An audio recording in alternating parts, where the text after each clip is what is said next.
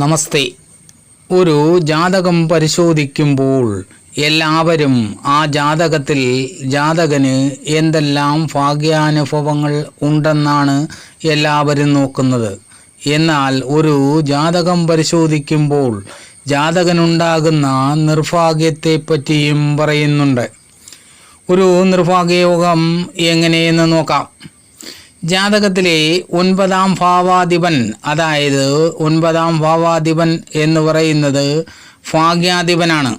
ആ 9-ാം ഭാവാധിപൻ പാപഗ്രഹങ്ങളുടെ ദൃഷ്ടിയോടുകൂടി 6, 8, 12 എന്നീ അനിഷ്ടസ്ഥാനങ്ങളിൽ എവിടെയെങ്കിലും നിൽക്കുകയും 9-ാം ഭാവത്തിൽ, അതായത് ഭാഗ്യസ്ഥാനത്ത് ശുഭഗ്രഹ വീക്ഷണമോ ശുഭഗ്രഹസ്ഥിതിയോ ഇല്ലാതിരിക്കുകയും ചെയ്താൽ ആ ജാതകന് നിർഭാഗ്യയോഗം ഭവിക്കുന്നു എന്നാണ്.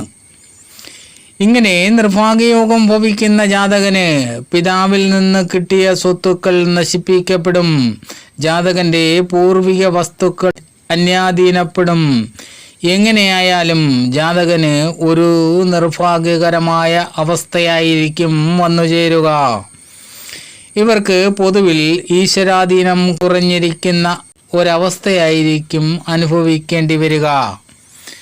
ഇങ്ങനെ നിർഭാഗ്യയോഗമുള്ള ജാതകർ ജാതകം പരിശോധിച്ചുകൊണ്ട് തന്നെ ആവശ്യമായ പരിഹാര കർമ്മങ്ങൾ അനുഷ്ഠിക്കുക.